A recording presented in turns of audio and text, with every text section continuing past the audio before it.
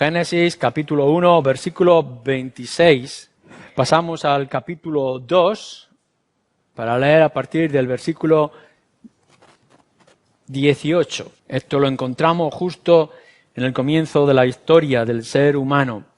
Vamos a ir ahora a Primera de Corintios. Estamos en el capítulo 11. Vamos a leer versículo 7 en adelante. Como decíamos en un principio, cuando comenzábamos esta sección, hace como 2 domingos, el contexto que Pablo nos quiere traer, después de haber tratado otros asuntos, es del culto, de la reunión, de la vida de iglesia y de nuestras actividades. Y es a partir de ahí que toda la argumentación la tenemos que ver, aun cuando tomamos principios que son generales en otras áreas.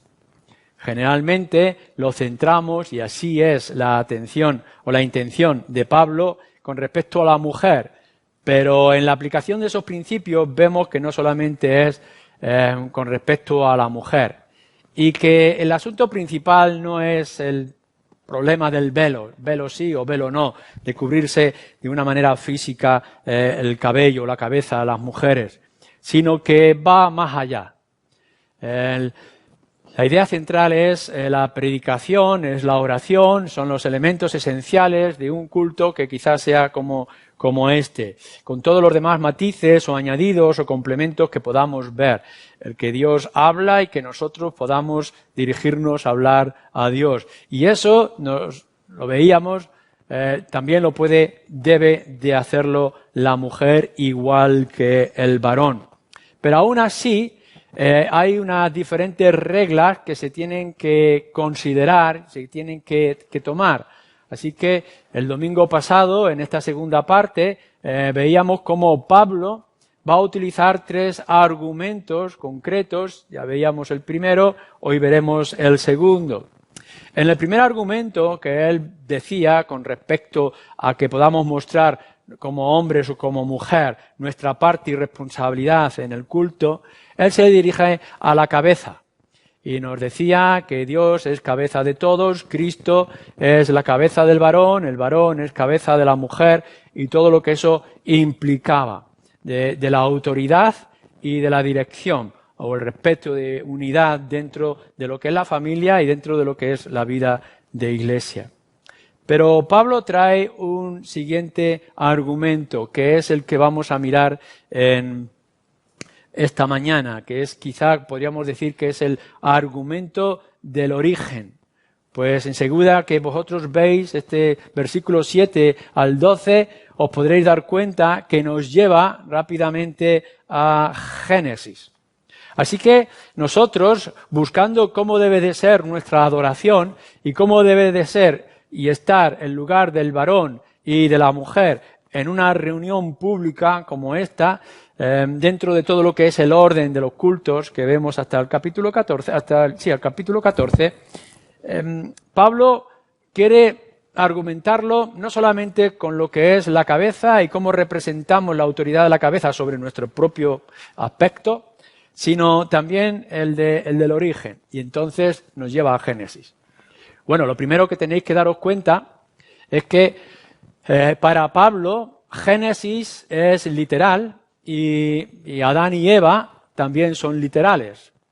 En la sociedad en la que estamos viviendo y en un sector llamado evangélico entre nosotros ya no consideran que este texto y esta parte sea literal, sino que es más bien simbólico, representativo, poético, fábula, etcétera. Pero Pablo, cuando está escribiendo a los corintios, no solamente aquí, sino que lo hará más adelante en el capítulo 15 o lo hará también en Primera de Timoteo, como otras partes del Nuevo Testamento, incluso nuestro Señor Jesús, consideraban que Génesis, los primeros capítulos 1, 2 y demás, son literales. Es decir, no es mera poesía, aun cuando pueda ser escrito en un estilo particular. Y que Adán y Eva son literales, son personas históricas. Y podremos interpretarlo o aplicarlo de manera distinta, pero nuestro argumento va a tener el peso para los creyentes Y tenemos que empezar desde este lugar. Lo que nos está diciendo en Génesis 1 y 2, o el capítulo 5, 6, más adelante, que seguirá haciendo referencia a esto es historia y por tanto es literal. Y podemos y debemos argumentar desde allí. Hoy en día la sociedad ha tendido con una rapidez enorme a negar la existencia de Dios o a inventarse sus propios dioses y, por tanto, todo lo que son los fundamentos en la sociedad están cambiando. En realidad os podréis dar cuenta de que toda esta presión que estamos recibiendo con el movimiento LGTBI o con respecto a la familia o el comportamiento en la sociedad o la liberalidad en nuestros comportamientos, etcétera, tienen una raíz común. Hemos quitado a Dios, por tanto se piensa que todo es posible. Y sin darnos cuenta, Satanás lo que nos lleva es a, en lugar de estar Dios en el lugar que le corresponde como creador y hacedor, va poniendo al hombre. Eso fue la intención de Génesis 3, y aun cuando sus días, los de Satanás, están contados, su lucha constante a lo largo de la historia es esta: eliminar a Dios y poner al hombre. Y esto nos trae las injusticias, la violencia y las situaciones terribles que estamos viviendo en nuestra sociedad. El mayor problema no son los desastres naturales. El mayor problema no es la incomprensión que podamos tener, sino que hemos quitado a Dios de nuestras vidas. Y a la hora de tratar nuestra masculinidad y nuestra feminidad, nuestro lugar en la sociedad como hombres y mujeres, nuestra sexualidad en todos los aspectos y por tanto también aquí en la misma vida de iglesia, fallan, tiemblan y llegan a caer porque hemos olvidado que Dios es el origen y que Él está detrás de todo esto. Así que Pablo lo que está haciendo, una realidad que incluso era aceptable en el mundo pagano, como la ciudad de Corinto, va al que es el fundamento del cristianismo, como también en su tiempo del judaísmo. Nos dice, en primer lugar, que nosotros, hombres y mujeres, somos imagen y gloria de Dios. Esto es lo que nos está diciendo nuestro versículo 7. Porque el varón no debe cubrirse la cabeza, ¿por qué? Pues él es imagen y gloria de Dios, pero la mujer es gloria del varón. Pablo conoce bien lo que está diciendo Génesis 1 y lo que dice Génesis 2 con respecto al hombre y la mujer. Hemos leído en el capítulo 1 que Dios creó al hombre a su imagen y semejanza, varón y hembra los creó. No podemos forzar este texto de decir que la mujer es imagen de no sé qué cosa y solamente el hombre es imagen de Dios. No, nuestro texto, y Pablo los conoce bien y lo va a utilizar en otros lugares, el hombre en general, el ser humano, el hombre y la mujer son imagen de Dios. Y esto es importante que nosotros empecemos ahí. Lo que tú eres en esta mañana como persona, se lo debes a Dios. Como tú eres en esta mañana como persona, se lo debes a Dios.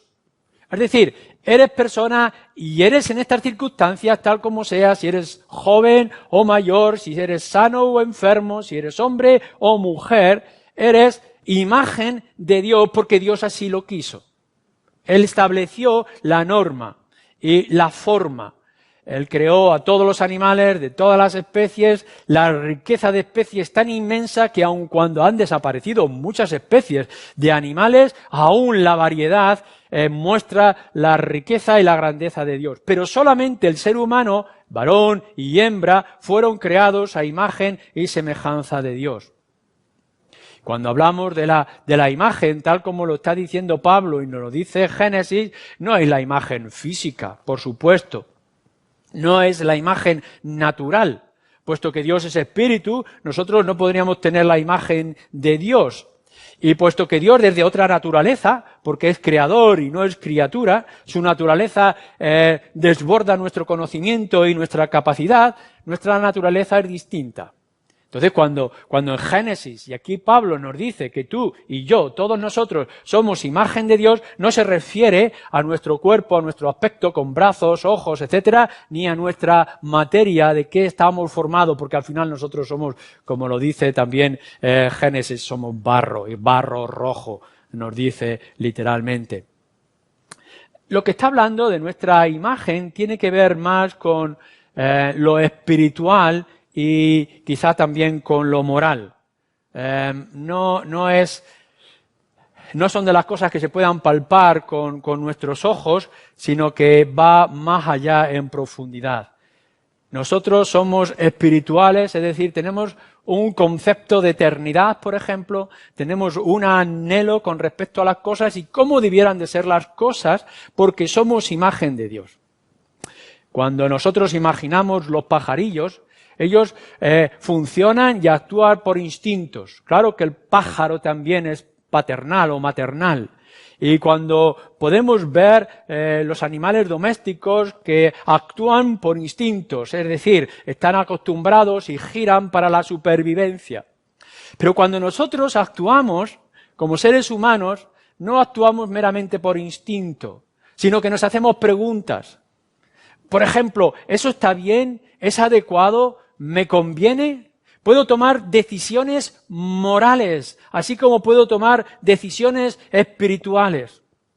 No tenemos, como los animales, ese instinto sexual cuando se nos produce un olor, sino que podemos gobernar nuestra mente y nuestro corazón para buscar la persona con la que queremos relacionarnos, con aquellas familias que queremos formar. Ese instinto moral o de carácter es porque somos imagen de Dios. Cuando nos encontramos ante un acto donde nuestra conciencia nos dice cómo debemos de actuar, esa conciencia que está ahí es una imagen de Dios, que nos hace pensar qué es lo bueno y qué es lo malo. Podemos tomar decisión de ir en contra, que la mayoría de las veces así lo hacemos, de ir en contra de la voluntad de Dios, del carácter moral, y pecamos, pero que otras veces, porque el Espíritu nos sujeta como seres humanos, no pecamos porque algo me dice que no debo de hacerlo. Esa formación moral y espiritual que está en nosotros para todas las decisiones de nuestra vida es la imagen de Dios. Pero no solamente Pablo se limita a hablarnos de esta imagen que tú y yo deberíamos de tener y profundizar en ellas. Dejarme que haga un pequeño paréntesis.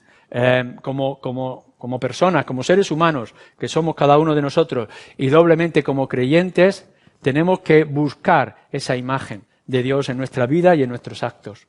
No os dejéis llevar por lo que sentís, por lo que os gusta, por las pasiones, sino tomad las decisiones adecuadas, morales y espirituales, para el bien de vuestra alma y no para la satisfacción de vuestra carne o de vuestra mente meramente. Pero Pablo además añade que nosotros somos no solamente imagen, sino que somos gloria.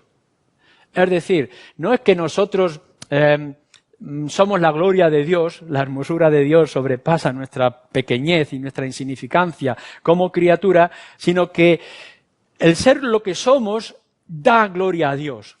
Y como criaturas estamos aquí, somos seres humanos para darle gloria a Dios. Aun cuando nosotros fuéramos inactivos y estuviéramos limitados en un montón de situaciones o circunstancias físicas, mentales o emocionales, estaríamos dándole gloria a Dios. Por la mera existencia, el poder haber hecho Dios seres humanos tan complejos y perfectos o adecuados como somos nosotros, eso glorifica al Creador que nos ha hecho. Pero además nosotros actuamos y nos movemos y somos para la gloria de Dios. Es decir, que lo que estamos buscando aquí no es la satisfacción propia, no es la estabilidad política de la sociedad, no es alcanzar el bienestar del ser humano en primer lugar, sino que tú estás aquí como ser humano por causa de la gloria de Dios y para la gloria de Dios, y por tanto todo lo que tú hagas tiene que ser para la gloria de Dios. No sé si esto te lo planteas de manera adecuada en los momentos más íntimos o los momentos más aislados o solos que puedas tener en tu vida. en las aflicciones que puedas alcanzar o en las circunstancias más débiles en las que te puedas encontrar. Todo momento, toda circunstancia, todo, absolutamente todo, está ahí en tu vida para que le des gloria a Dios. Y si no lo haces como ser humano, como se ha escrito en las confesiones de fe y en tantos libros acerca de este tema, si tú no haces esto para la gloria de Dios, no te sorprenda que no alcances la felicidad o que distorsiones el camino y te encuentres perdido. Nuestra sociedad está perdida. Y aun cuando está buscando no sé qué cosas de igualdad de género fuera de los mismos principios de la naturaleza, y cuando intenta comprender o mete temas acerca de la dignidad de la vida con eutanasia y aborto, etcétera, y quieran decir que están perdidos. No están alcanzando. ¿Por qué? Porque han perdido el objetivo principal por el cual fueron creados, a diferencia de un perro o de un cerdo. Fueron creados seres humanos a la imagen y para la gloria de Dios. Y no nos limitamos simplemente a vivir como si fuéramos una planta, un cardo o un rosal, sino que nosotros estamos aquí para que todo lo que podamos buscar, dar objetivo y sentido a nuestra vida es darle a Él toda la gloria. Así que yo os animo en este principio en el cual Pablo está entrando y que lo está utilizando, como en otras partes de las Escrituras, es: ¿le das tú la gloria a Dios? Claro que haces las cosas que puedes hacer. Y eso magnifica el material con el cual Dios ha trabajado. Dios ha cogido un poco de barro, le ha soplado de su espíritu y de pronto nosotros pensamos y gustamos. Ahora podemos elegir la música. Podemos agradarnos con los colores. Nos podemos asombrar con la naturaleza, con el reflejo del sol a nuestro alrededor. Tenemos metas para llegar a lo más máximo de las estrellas. Esto es porque Dios ha creado en nosotros algo extraordinario. Pero lo hacemos también cuando estamos en casa, criamos a nuestros hijos, respetamos a nuestros padres o actuamos en cualquier otro momento. Todo, absolutamente todo, como decía en el capítulo anterior, versículo 31, todo lo que hagamos, sea que comamos, que bebamos, que nos vistamos, que durmamos, que despertemos, que trabajemos, que descansemos, todo sea para la gloria de Dios. Este es el principio que Pablo ha establecido en ese capítulo anterior. Pero aquí, este principio de ser imagen y de ser gloria, está aplicado, debemos de aplicarlo en el contexto de la Iglesia. Entonces, igual como veíamos con respecto al principio de la cabeza, aplicado al contexto de iglesia, de vida comunitaria, ahora nosotros cogemos este principio de la creación y por qué fuimos creados de esta manera para aplicarlo en lo que es en nuestra vida de iglesia y nuestros cultos. Lo que Pablo nos va a decir, y nos quiere decir con estos versículos, es que nosotros tenemos que reflejar su imagen cuando le adoramos, cuando predicamos, cuando cantamos, cuando oramos, y que tenemos que hacerlo para su gloria. Todo en su contexto de nuestro culto tiene que ser para la gloria de Dios. ¿No pensáis muchas veces que corremos el riesgo, por ejemplo, que oramos para ser oídos? Que estamos buscando nuestra centralidad para que nuestra oración sea cristocéntrica, es decir, la oración sea agradable a los ojos de los hombres, pero no realmente a los ojos de Dios. ¿O no pensamos simplemente que nuestra oración es un mero ritual de entretenimiento, de circunstancias emocionales para nosotros? Como una especie de terapia. ¿No pensáis que muchas veces, por ejemplo, la oración es un monólogo y que realmente no esperamos que haya una respuesta? ¿O que quizá la respuesta de Dios no nos agrade? ¿Cómo leemos las Escrituras? ¿Cómo exponemos las Escrituras? ¿Cómo proclamamos las Escrituras? Es nuestro evangelismo y nuestro testimonio antropocéntrico, es decir, el centro es el hombre, o es cristocéntrico, es decir, la gloria para Cristo, el centro del mensaje es Cristo.